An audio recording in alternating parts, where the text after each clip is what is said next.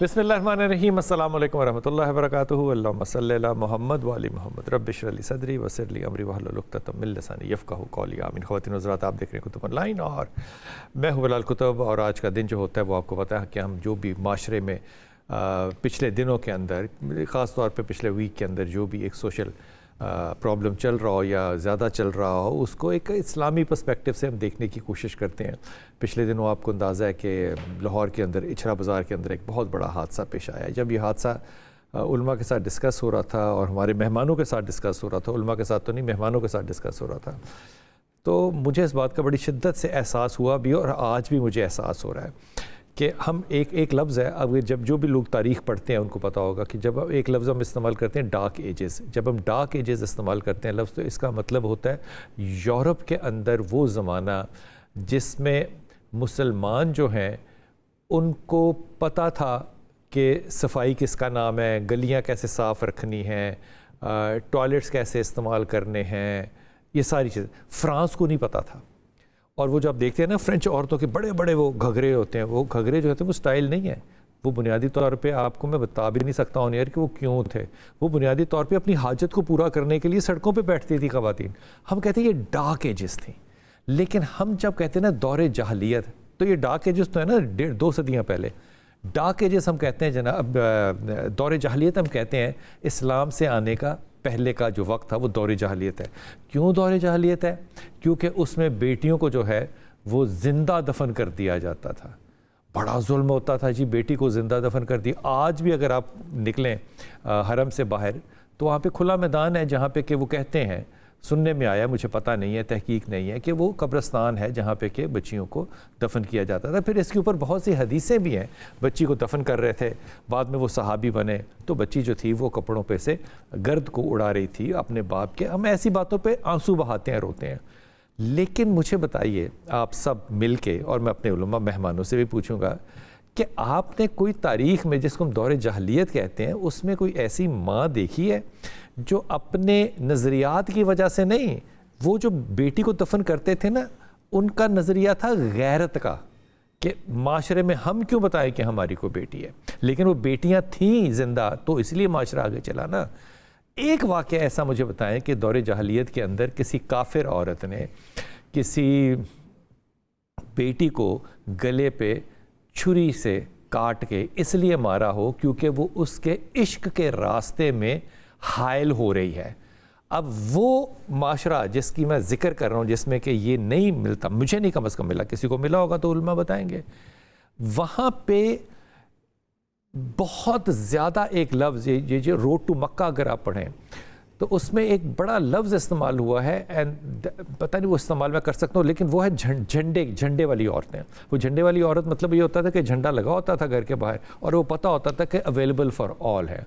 और ये कोई बदनुमा चीज़ नहीं थी, ये एक बेहतर शख्स की नस्ल को बढ़ाने की फैसिलिटेशन थी। आज आप इसको जो चाहें कह लें, लेकिन इस मुल्क पाकिस्तान में, जिसको हम रियासत इस्लामी कहते हैं, मैं ये सिर्फ पिछले चंद दिनों की बात आपको बता रहा हूँ ताकि आपको ये यकीन हो जाए कि सिन्फ़ नाज़ुक जो है वो वाकई मासूम है। और अगर हम सिन्फ़ नाज़ुक को कहते हैं कि इसने बच्चों को मारा है या कत्ल किया है, जैसे कि इचरे में हुआ, तो ये हमारी तरफ से शायद थोड़ी सी ज़्यादती है, क्योंकि उसके अपने नफसियाती मसाइल बड़े ज़्यादा होते हैं और इकनॉमिकल और फैमिली के प्रेशर हैं जो बड़े हैं। अब ये हरबंसपुरा में एक वाक़या हुआ है पिछले दिनों, जिसमें मैट्रिक का बेटा है और खावंद को, खातून मोहतरम का जिसका बेटा जो है वो मैट्रिक में, उसका एक जगह पे दोस्ताना हो जाता। मैं दोस्ताना लफ्ज़ इस्तेमाल कर सकता हूँ, इसको कोई और लफ्ज़ इस्तेमाल करूँगा तो ज़ाहिर है आप लोगों को बुरा लगेगा। दोस्ताना हो जाता है तो पहला कदम ये करते हैं कि खावंद को पॉइज़न दे के मार देती है। ये हरबंसपुरा है लाहौर के अंदर।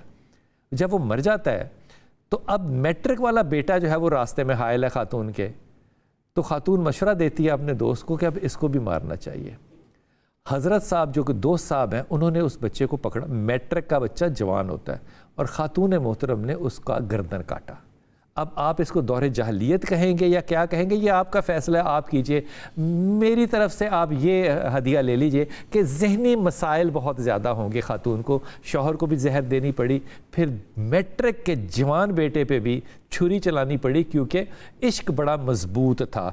صفدر صاحب 2 سال شادی کے بعد جو ہے وہ سعودی عرب سے واپس تشریف لاتے ہیں اور اپنے گھر اس لیے تشریف لاتے ہیں تاکہ میں سرپرائز دوں کہ میں آ گیا ہوں۔ شہناز ان کی مسز ہیں، 3 بچے ہیں ان کے۔ یہ جب پاکستان میں تھے تو کرانے کا سٹور کرتے تھے۔ شہناز بی بی نے سوچا کہ اس کو سعودی عرب اپنے بھائی کے پاس بھجوا دوں، وہاں یہ کام کیا کرے۔ جب وہ وہاں کام کرتا رہا تو پیسہ بڑھانا شروع ہو گیا، گھر بدل گیا، اسکول بدل دیے، گاڑی آ گئی، پک اینڈ ڈراپ شروع ہو گیا۔ خاتون نے جا کے بچوں کو پک اینڈ ڈراپ شروع کیا اور پارکنگ میں جب ویٹ کر رہے ہوتے ہیں تو وہاں پہ ایک طارق صاحب ہے، ان کے ساتھ دوستی ہو گئی۔ اب طارق صاحب کے ساتھ دوستی کا معاملہ یہ بنا کہ اس نے سوچا کہ طارق کے ساتھ دوستی کرنے کا طریقہ ایک واحد ہے، اور وہ یہ کہ صفدر صاحب جو ہیں ان کو راستے سے ہٹایا جائے اور ان کو گلے پہ چھری پھیر کے رات کو سوتے ہوئے فارغ کر دیا گیا۔ اب وہ 3 سال کی شادی کے بعد جو 3 بچے ہیں ان کا کیا بنا ہوگا یہ پولیس رپورٹ میں نہیں لکھا ہوا۔ دو واقعات اور سنو۔ اوکاڑا کے 3 بچے جو اپنے شوہر سے لے کر خلا کر کے خاتون آئی، اس نے جب اپنے بھائیوں کے گھر رہنا شروع کیا تو اپنے گھر میں بھائیوں کے ساتھ اس نے جو کام شروع کیا کرنا، بھائیوں کی غیرت دیکھی اب کیسی ہے۔ جہاں جہاں ان کی بہن جا کے یہ 2 نمبری کرتی تھی، یہ وہاں جاتے تھے اور ان سے کہتے تھے کہ یار ہماری بہن ہمارے قابو میں نہیں ہے، خدا کے واسطے تم پیچھے ہٹ جاؤ۔ وہ کہتے تھے اپنی بہن کو سمجھاؤ۔ جہاں سے خلا لے کے آئی تھی اس شوہر کو بھی نہیں پتا تھا کہ خلا ہو گیا ہے، یہ آپس میں چکر چلا کے خلا لے کر خاتون آ گئی تھی۔ پھر یہ خواہش سے حاملہ ہوئی، 7 ماہ کی حاملہ نے دوائیاں کھائیں جس شخص سے اس کی دوستی تھی، بچے کو بھی مارا اور خود بھی مری۔ ردا فاطمہ کا واقعہ ہم کل ڈسکس کر چکے، 3 بچوں کی قاتلہ، لیکن ہم سمجھتے ہیں کہ اس کے اپنے بڑے مسائل تھے۔ 763 فون کالز ان 45 ڈیز، اس کا مطلب کہ پر ڈے وہ تقریباً 9 سے 11 گھنٹے جو ہیں وہ کال پہ رہتی تھی۔ پھر میں ابھی یہ واقعہ بھی نہیں سماتا سمینا کا، جس نے 3 سال کے بعد رمضان سے شادی کی اپنے بچے لے کے، اور رمضان نے بیوہ سمجھ کے شادی اس لیے کی کہ اس کے بچے ثواب ہوگا، اور اس ثواب کرنے والے آدمی کو پھر اس نے اپنے کزن کے ساتھ مل کے قتل کر دیا، کیونکہ کزن جو تھا وہ اسی گھر میں آتا تھا جس میں رمضان رہتا تھا۔ اب یہ سارے واقعات ہدیتاً اس لیے پیش کیے ہیں کہ آپ کو یہ محسوس نہ ہو کہ میں کوئی ایسی بات کہہ رہا ہوں جس میں کہ صنف نازک کے اوپر میری انگلی اٹھ رہی ہے۔ میری انگلی بالکل نہیں اٹھ رہی، میں بھائی ڈرتا ہوں اور میرے ہاتھ جڑے ہوئے ہیں، لیکن یہ واقعات اس ملک میں ہو رہے ہیں اور یہ چند دنوں میں ہو رہے ہیں، یہ کوئی مہینوں سالوں کی بات نہیں ہے۔ پھر ہم کہتے ہیں کہ جناب معاشرہ ویسٹ کا بڑا خراب ہے، وہاں پہ بڑی آوارگی ہے۔ بھائی ایک واقعہ ہو جائے نا تو سارا شہر جو ہے وہ ہل کے رہ جاتا ہے۔ میرے ساتھ بہت ہی خوبصورت مہمان بیٹھے ہیں، علامہ محمد عبداللہ ثاقب بھائی۔ السلام علیکم ثاقب بھائی، خیریت سے ہیں آپ؟ انتہائی محترم پروفیسر نرید فاطمہ ہمارے ساتھ ہیں۔ السلام علیکم فاطمہ۔ اور انتہائی محترم حسن رضا باقر بھائی۔ پہلے تو میں حضرت آپ سے شروع کرتا ہوں۔ صنف نازک ہم نے سنا ہے، بڑی ہم صنف نازک سمجھتے ہیں، اور پھر میں آپ کو ہدیتاً یہ کہتا ہوں کہ پوری اسلامی تاریخ میں سے میں ہاتھ جوڑ کے آپ کو کہہ رہا ہوں، بالکل اپنے دل کی اتھر گہرائیوں سے ایز اے طالب علم، آپ سیدہ ختیجہ نکال دیں، اماں عائشہ نکال دیں، آپ ام سلمہ نکال دیں، سیدہ فاطمہ حضرت علی کی زوجہ نکال دیں، اور آپ سیدہ زینب نکال دیں، آپ کے پاس تاریخ میں ہے ہی ککھ نہیں۔ آپ کے پاس آگے نہیں کوئی روایت چلتی، آپ کے پاس مورل سبق نہیں ہے۔ عورتوں پہ کھڑا ہے ایک آپ کا پورا نظریاتی نظام دین اسلام، اگر یہ خواتین نہیں ہوگی تو کچھ نہیں ہے۔ کہاں آپ اس ملک کے اندر اسلام نافذ کرنا چاہ رہے ہیں اور پھر کہتے ہیں کہ یہ ساری پریشانی جو ہے یہ سوشل میڈیا کی وجہ سے آ گئی ہے؟ بسم اللہ الرحمن الرحیم، والصلاة والسلام علی رسول الکریم۔ بلال بھائی، یہ ایک ایسی حقیقت ہے کہ جس سے آنکھیں بند بھی کرنا چاہیں تو ہم نہیں کر سکتے۔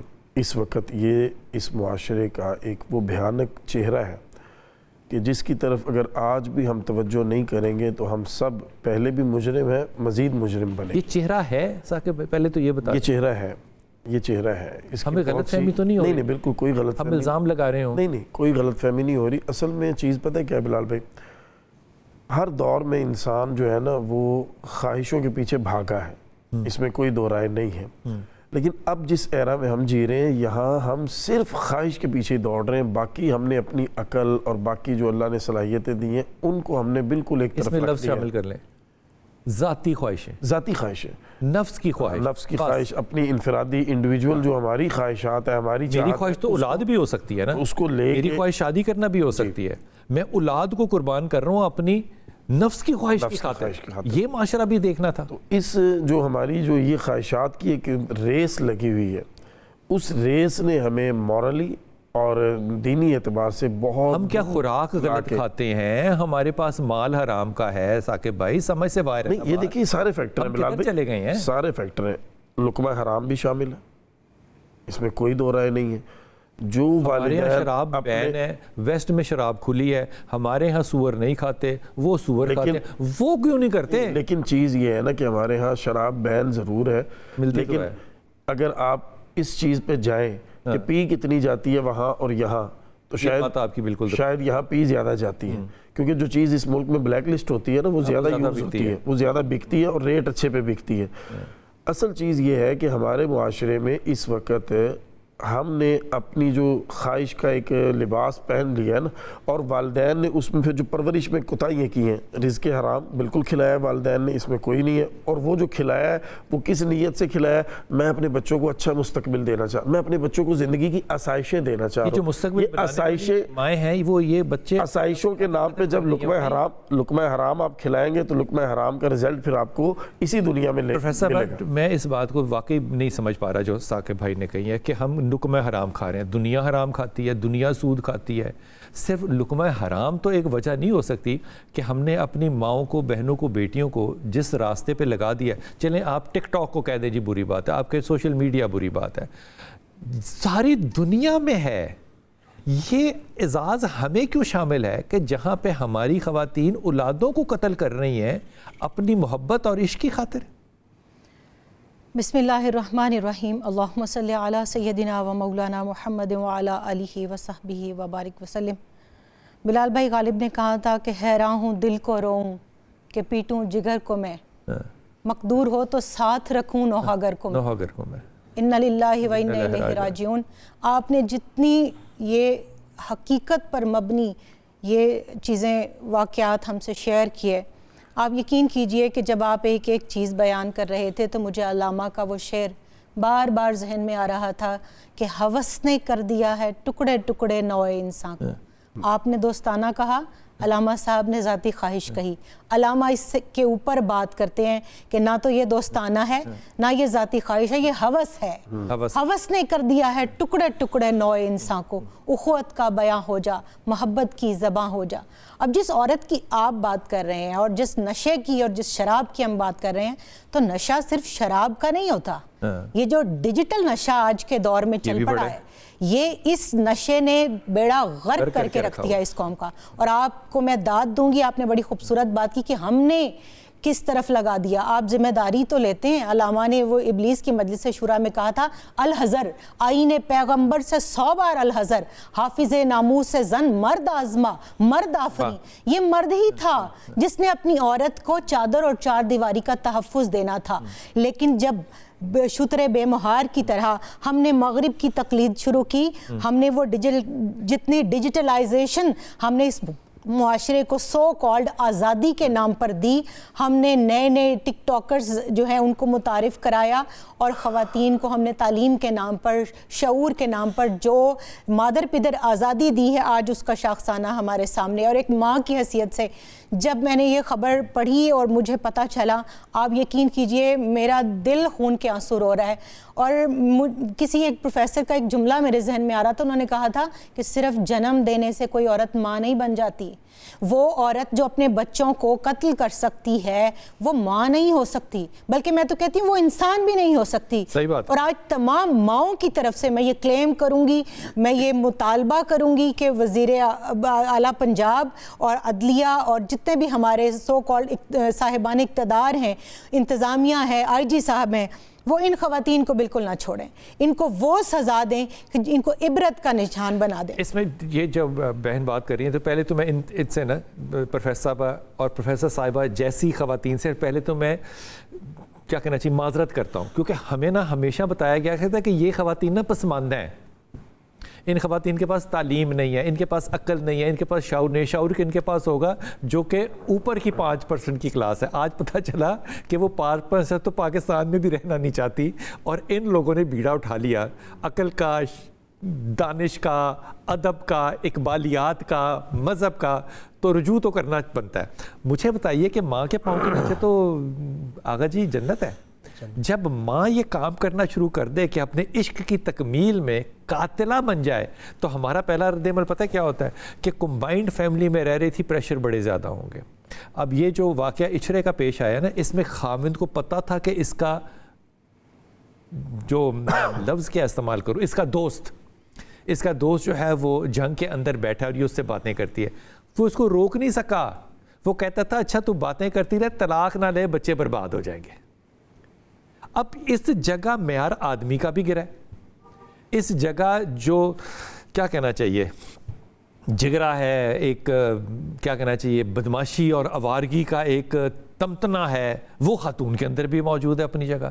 یہ سارا معاشرہ میں نے اور آپ نے پیدا کیا ہے نا, یہ ہماری پیداوار ہے نا. ہم کہاں غلط ہو گئے آقا بھائی؟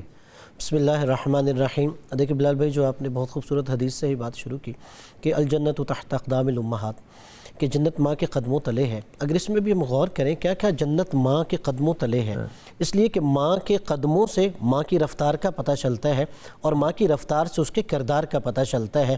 یعنی اگر ماں اپنے کردار کی ضمانت دے دے کہ وہ جنتی ہے, تو نبی نے کہا میں اولاد کی ضمانت دیتا ہوں. تو یہی ہے کہ جو ماں اپنے قدموں کے ذریعے اپنے رفتار اور کردار کو بہتر نہیں ثابت کر سکی, تو اس کا مطلب یہ ہے کہ وہ آگے اولاد کو کیسے جنت کے لیے تیار کر سکتی ہے. اور اس میں ایک میں یہ سمجھتا ہوں کہ دوسرے زاویے سے یہ جو گھر ایک ریاست کی صورت میں ہے, اس ریاست کا سربراہ کون ہے؟ باپ ہے, اس خاتون کا شوہر ہے. جب وہ ہی یہاں پہ ڈھیل دے رہا ہے تو اس کا مطلب یہ اب ریاست کا نظام میں گڑبڑ برباد ہو گیا. اور عام طور پہ جو بھی ایسے کیسز ہوتے ہیں جب شوہر وہاں پہ تھوڑی ڈھیل دے رہا ہے, اسے پتہ ہے, اور اس کو حدیث میں ایسے مرد کو شوہر کو دیوس کہا گیا ہے, بے غیرت کہا گیا ہے. یعنی جس بندے کی اپنی غیرت مر چکی ہے, تو اس کا مطلب یہ ہے کہ اس کے گھر کے اندر تک دہلیز تک برائی پہنچ. وہ غیرت دکھائے طلاق دے تو ظالم. اب یہ بھی تو مصیبت ہے نا ایک, کہ اس نے طلاق دے دی, 3 بچے تھے, بیوی کو طلاق دے دی. بیوی کے پاس آپشن ہے خلا لینے کی, وہ خلا بھی نہیں لینا چاہتی. وہ قاتلہ جب بن جاتی ہے تو پھر دور جاہلیت کے اوپر جو ہم الزامات لگاتے رہے ہیں, آج ہم دور جاہلیت سے زیادہ گرے ہوئے لوگ نہیں ہیں. میں وقفے پہ جاؤں گا, واپس آ کے جو ہے یہ بات یہیں سے شروع کروں گا. دور جاہلیت کو ہم اتنا برا کیوں سمجھتے ہیں جبکہ ہمارے ہاں بچے جو ہیں وہ عشق کی خاطر قتل ہو رہے ہوں؟ تاریخ میں پوچھوں گا کہ کوئی ہے ایسا واقعہ کہ کسی خاتون نے عشق کی خاطر اپنے بچے جو ہے وہ چھری سے کاٹ دی ہو؟ واپس آئیے. بسم اللہ الرحمن الرحیم. جناب, بات ہو رہی ہے کہ آج کے معاشرے کے اندر جو عورت پل بڑھ رہی ہے یا بڑی ہو رہی ہے یا بن رہی ہے یا آئندہ کی ماں ہوگی یا اس وقت موجودہ ماں ہے, وہ قاتلہ کیوں بنتی چلی جا رہی ہے؟ اب یہ میں جو لفظ استعمال کر رہا ہوں, ظاہر ہے اس کے اوپر بھی آپ کو اعتراض ہو سکتا ہے کہ آپ کو جنرلائز نہیں کرنا چاہیے. مصیبت یہ ہے کہ آج آپ سوشل میڈیا کھول کے دیکھ لیجئے, اور آپ اس طرح کی ویب سائٹس پہ یا اس طرح کی نیوز پہ یا پوڈ کاسٹوں پہ جانا شروع ہوں, آپ کو لائنیں مل جائیں گی اس طرح کی, صرف لاہور شہر کے اندر, یا آپ علاقوں کو اسپیسیفائی کرنا چاہیں. یہ ہو رہا ہے, ہم اس کو ڈینائی کرنا چاہیں تو وہ ایک الگ بات ہے. نفس تو ثاقب بھائی سب کے ساتھ ہی ہے نا. حلال حرام کا تصور وہ مذہب کے طور پہ ہو یا قانون کے طور پہ ہو. مثال کے طور پہ ساری گورا سوسائٹی جو ہے وہ لیو ان ریلیشن شپ میں گرل فرینڈ بوائے فرینڈ رہتے ہیں, اور وہ girl friend boy friend declared ہوتے ہیں, اور ان کے بغیر نکاح کے بچے بھی ہوتے ہیں, اور وہ ریکارڈ میں بھی ہوتے ہیں. پھر وہ زندگی میں چاہیں تو نکاح کر لیں, چاہے تو نہ کریں. لیکن ان کی گرل فرینڈ بوائے فرینڈ میں بھی لائلٹی کا لیول یہ ہوتا ہے کہ وہ وہاں پہ ڈبل گیم نہیں کھیلتے. یہ نہیں, یہ بہت معیوب سمجھا جاتا ہے کہ آپ ڈبل کھیلیں. یہاں پہ ڈبل کھیلنے کا ہمارے ہاں جتنا بھی رواج آیا, میں بڑی معافی کے ساتھ کہہ رہا ہوں, یہ ٹاپ 10% میں نہیں آیا, یہ مڈل اور مڈل سے نیچے آیا ہے. ان ساری خواتین کی آپ جب تصویریں دیکھیں گے نا سوشل میڈیا پہ, تو یہ نقاب والی اور چادر والی ہے. تو ایک خاص وظیفہ ہوتا ہے اس کا کہ انسان اتنا بے شرم ہو جائے. نہیں بلال بھائی, دیکھیے زمانہ جو ہے نا جب وہ کروٹ لیتا ہے تو پھر لوگ اپنا انداز, اپنا رنگ ڈھنگ بدلتے ہیں. بہت پرانی بات ہے, 2001-2 کی بات ہوگی غالباً. اس وقت یہ ہمارے مشرف صاحب تھے تو نئی نئی اسمبلیز بنی. میں داتا صاحب حاضری دے کے واپس باہر نکلا تو وہاں پہ ایک خاتون کھڑی تھی, باقاعدہ انہوں نے نقاب کیا ہوا اور باقاعدہ بایا پہنا ہوا. تو میں قریب سے گزرا تو انہوں نے کوئی جملہ بولا. اچھا. میں نے توجہ نہیں کی. اچھا. میں نکلا تھا حاضری دے کے, پڑھ رہا تھا کچھ, میں نکل گیا. پھر کچھ دن کے بعد دوبارہ گیا تو پھر جملہ کانوں میں پھر پڑھا. اسی خاتون کا؟ کوئی اور ہوں گی, اور میں نے وہ یہ تھا کہ اگر آپ آنا چاہتے ہیں تو آ جائیں. اچھا, دربار میں؟ دربار کے باہر, وہ صحن میں نہیں, باہر گلی پہ, باہر روڈ پہ نکلتی. میں نے اس وقت اپنے ایم پی اے صاحب سے اچھے تعلقات تھے, ذرا ملاقات کی. میں نے کہا سر اس کو ذرا دیکھ لیں, دیکھیں کیا ہو رہا ہے. ایس پی کو کال کر دیں کہ یہ صفائی کرے یہاں سے, یہ ایک مرکز ہے, تو یہاں سے باہر نکلنا تو یہ تو. وہ ایم پی اے صاحب مجھے کہنے لگے میں اسمبلی میں سوال پٹ کروں گا, پھر ایسے ہوگا, پھر ویسے ہوگا. میں نے کہا سر ایک کال ہے ایس پی کو جسٹ کہ بھئی یہاں پہ یہ نہیں ہونا چاہیے, تو متعلقہ تھانہ اس کو ختم کر دے گا. آپ اتنے لمبے چکر میں کیوں پڑ رہے ہیں کہ اسمبلی میں سوال پٹ کروں؟ شاہ جی ابھی تک یہ نہیں ہو سکا. یہ نہیں ہو سکا, مجھے پتا ہے. ٹھیک ہے, یہ میں بات آپ کو بتا رہا ہوں حضرت داتا صاحب رحمۃ اللہ تعالی علیہ کے مزار کے قرب کی. عمرہ شریف کا اتفاق ہوا, حرم شریف کے قرب میں بھی. اِنَّ لِلَّهِ وَإِنَّا إِلَيْهِ رَاجِعُونَ. اب آپ وہاں بھی نقاب اور بایا. یہ آپ ان خواتین کی بات کریں جنہوں نے بچہ بھی اٹھایا ہو یا اور فیڈر بھی پکڑا ہو, اب حالات یہ ہیں, اور ڈر لگ رہا ہوتا, اب حالات وہ پیسے مانگ رہی ہیں. اب حالات یہ ہیں کہ داڑھی جو ہے وہ آپ کے کردار کی ضمانت نہیں رہی. صحیح کہہ رہی ہیں. دستار آپ کے کردار کی ضمانت نہیں رہی. بایا اور نقاب آپ کے کردار کی ضمانت نہیں رہی. اس کی وجہ کہ اب 2 نمبر لوگ جو ہیں انہوں نے حلیہ یہ بنا لیا ہے. وہ شیخ سعدی رحمۃ اللہ علیہ نے لکھا ہے کہ ایک چڑیا جو ہے وہ قاضی کے پاس گئی فریاد لے کے, اس نے کہا کہ میں اس پر دعویٰ کرتی ہوں کہ اس نے مجھ پر شکار کرنے کی کوشش کی. شکاری کو قاضی نے بلایا, اس نے کہا کہ میں تو شکاری ہوں, میرا کام ہے شکار کرنا, یہ دعوی خارج باطل ہے, خارج کریں. اس کو پوچھا گیا پرندے کو کہ بھئی وہ تو یہ کہہ رہا ہے. انہوں نے کہا جی بالکل, اگر یہ شکاری روپ میں آتا تو میں دعویٰ کرتی نہ, یہ صوفی کے روپ میں آیا تھا. ہمارے ہاں جو ڈکلائن ہے, یہ آپ نے اپنے بچپن میں تو نہیں دیکھا ہوگا نا, یہ ڈکلائن سوچا بھی نہیں ہوگا. بالکل بھی نہیں. اب یہ ڈکلائن کیوں کر آیا ہے, یہ کبھی سوچا ہے؟ بلال بھائی, اس کی بنیادی وجہ میں یہ سمجھتی ہوں کہ اسلامی معاشرے کے اندر نام کے اسلام کی وجہ سے ہے. کیونکہ ہم نے اسلام کو رسمی طور پر تو اپنا لیا, لیکن اس کی جو اصل سپرٹ تھی, جو اس کی اصل روح تھی, جو اس کی تعلیمات تھیں. پروفیسر صاحب, جب آپ کہتی ہیں رسمی طور پہ تو اس کا مطلب ہے عقائد میں اپنا لیا, یا اس کا کیا مطلب ہے؟ نہیں, عقائد تو سب سے بنیادی بات ہے. عقیدہ تو آپ کی وہ اساس ہے جس کے اوپر ساری عمارت کھڑی ہے. درست. تو نظریے سے سوچ سے ہی عمل آگے تخلیق پاتا ہے. تو جب آپ کا عقیدہ اور نظریہ ٹھیک ہو تو ممکن ہی نہیں ہے کہ آپ کہیں راہ بھول جائیں. احساس گناہ ہوگا نا. احساس گناہ ہوگا.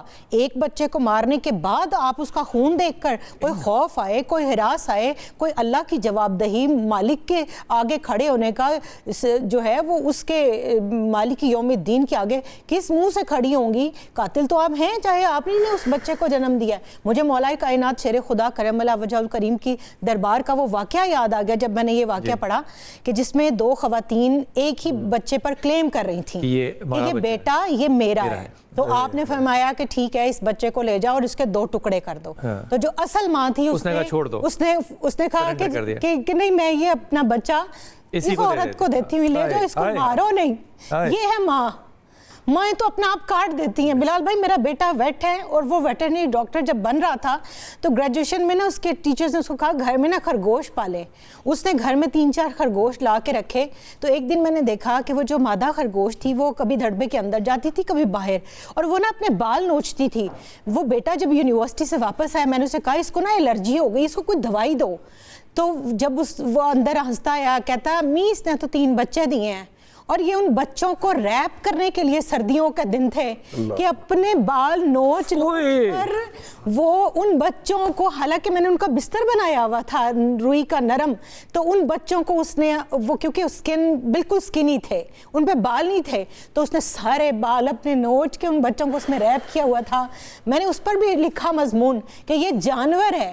میں نے سیگل کی ایک اسپیشی پڑھی ہے کہ جس کے اندر سیگل ایک وقت کے اندر جب قحط پڑ جاتا جاتا ہے, جب اڑان نہیں بھر پاتے, جب ان کے ارد گرد دانہ دنکا نہیں رہتا, تو وہ اپنا آپ, اپنی فیملی اور اپنے بچوں کو پیش کرتا ہے کہ مجھے کھاؤ, اور اس کو کھایا جاتا ہے اور اس کے بچوں کی جان بچتی ہے.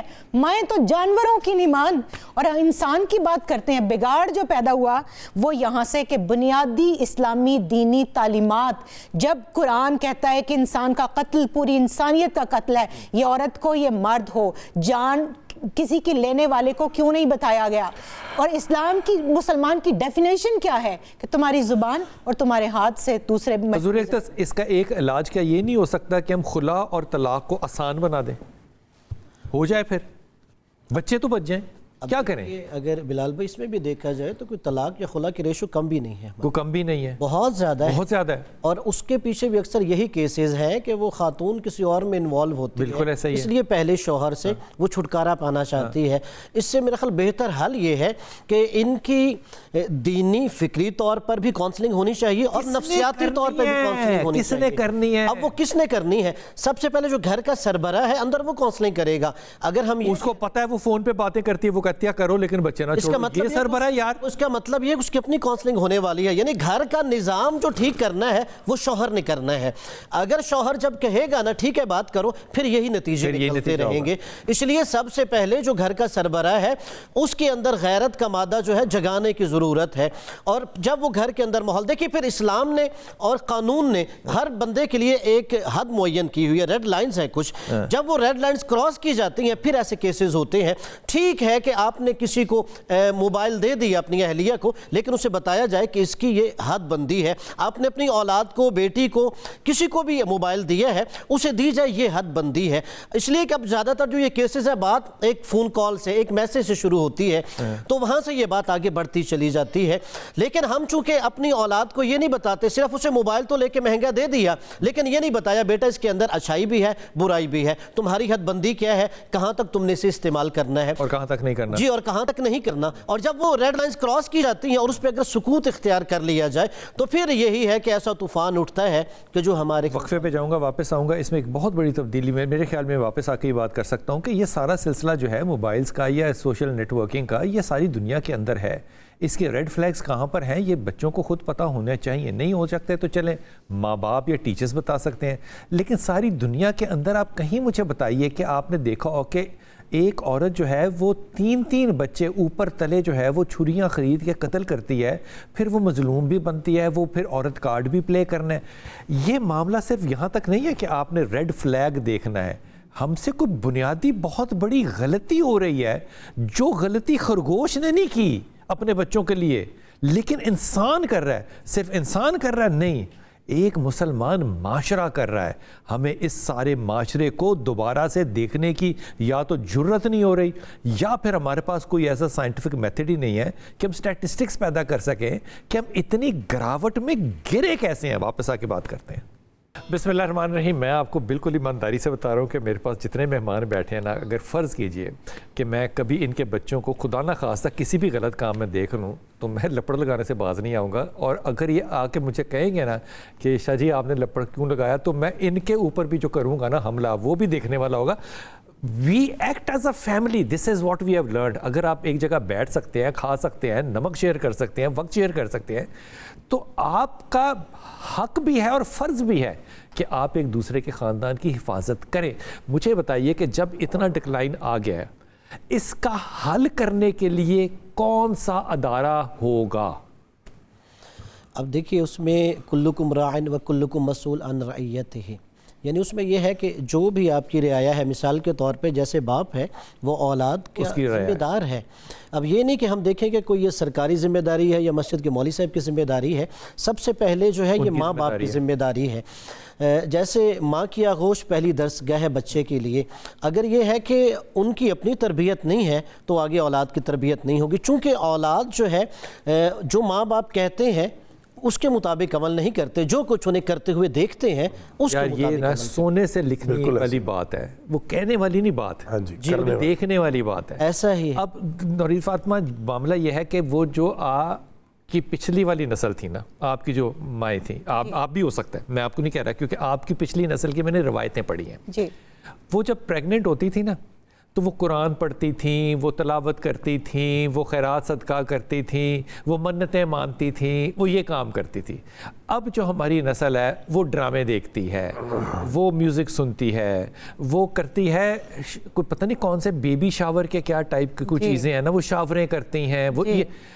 اب جب ماں کی ذمہ داری جو ہے وہ مذہبی رجحان کے بغیر پرسیو کیے، بغیر کنسیو کیا اس نے، تو اگلی اولاد سے پھر آپ کی توقع جو ہے وہ یہی ہوگی جو یہ نسل ہم نے پیدا کی ہے۔ بالکل ایسا ہے، اور میں یہاں پر سب سے زیادہ قصوروار بھی اس لیے ماؤں کو سمجھتی ہوں کیونکہ نبی کریم صلی اللہ علیہ وسلم نے ماں کی گود کو پہلی درسگاہ قرار دیا ہے۔ تو اگر باپ یہ ذمہ داری پوری نہیں کر سکا اپنی بیٹی کو پڑھانے کی، اور بیٹی باشعور معاشرے کے اندر زندہ ہے، تو آج کل تو سوشل میڈیا کا دور ہے، یوٹیوب، ہر چیز، گوگل، ہر چیز، اب تو اے آئی آ گیا، قرآن پاک، تجوید، قرات، تفسیر، ترجمہ، سب کچھ ہمارے پاس، تاریخ ہمارے پاس موجود ہے۔ آپ اگر وقت کے دامن میں تنگی ہے، ورنہ میں یہاں پر آپ کو سینکڑوں وہ مسلم خواتین گنوا سکتی ہوں جنہوں نے اس معاشرے کی تعمیر و ترقی میں کردار ادا کیا۔ پہلی یونیورسٹی اس دنیا کی مسلم یونیورسٹی بنائی تھی۔ اور پھر آپ دیکھیے کہ آج کے دور کے اندر بھی ایسی مثالیں موجود ہیں، لیکن ہم زیادہ برائی کی طرف اٹریکشن ہے اس کے اندر، ہم اس طرف جاتے ہیں۔ تو سب سے پہلے جو بات علامہ صاحب کر رہے تھے کہ ماؤں کو اپنی گود کو ایجوکیٹ کرنا ہے، اسکلفل کرنا ہے، اور اس کے بعد اپنی ذمہ داری کو پہچاننا ہے کہ وہ تخلیق اور تعمیر میں اللہ کی نائب ہے زمین پر۔ دیکھیے بے نظیر میری آئیڈیل، بے نظیر نے اچھے بچے تربیت دی، بے نظیر کا کردار بے داغ۔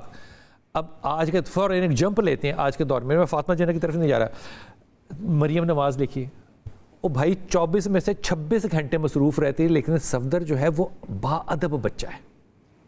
یہ مائیں بھی تو ہیں نا یار، ان کی مسالے کیوں نہیں لیتی جو کہ سوشل میڈیا سے حکومت کر سکتے ہیں، تو اولادیں کیوں سے؟ جی جنید کتنا با ادب بچہ ہے نا، اس کا شادی میں اپنی ماں کے ساتھ آنکھیں جھکا کے کھڑے ہونا تھا۔ ابھی جس طرح بہن نے اشارہ کیا نا، میں اسی بات پہ اشارہ کر کے میں بھی بات کنکلوڈ کر دیتا ہوں۔ دیکھیے ماں کے قدموں تلے جنت، باپ جنت کا مین دروازہ۔ کیوں بتائیں؟ اس لیے کہ آپ باپ بن گئے یا ماں بن گئے؟ نہیں، آپ کے کندھوں پہ ذمہ داری تھی ان کی پرورش کی، تربیت کی، انہیں ایک اچھا انسان اور ایک اچھا مسلمان بنانے کی۔ جس نے بنایا اس کے قدموں تلے جنت ہے، جس نے بنایا وہ جنت کا مین دروازہ ہے، اور جس نے اپنی ذمہ داری سے منہ چھڑا لیا، منہ چھپا لیا، وہ اگر یہ کلیم کرتا ہے تو اس کو ذرا سوچنا چاہیے کہ آپ نے ذمہ داری، اپنی جو بھاری ذمہ داری تھی جس کے بعد یہ ریوارڈ تھا، آپ نے وہ ادا نہیں کی، تو پھر ریوارڈ کی طرف کیوں دعویٰ کرتے ہیں؟ میں کوشش کروں گا کہ اس آرگومنٹ کو دوبارہ کیا جائے اور کرتے رہنا چاہیے تاکہ ہماری آئندہ آنے والی نسلیں جو ہے کچھ سبق سیکھیں۔ اگر میرے سے پوچھا جائے نا کہ ایک حل کیا ہے، تو میں پتہ آپ سے کیا ہاتھ باندھ کے عرض کروں گا، برا نہ منائیے گا، میں یہ عرض کروں گا کہ خدا کے واسطے اپنے گھر میں تلاوت قائم کریں۔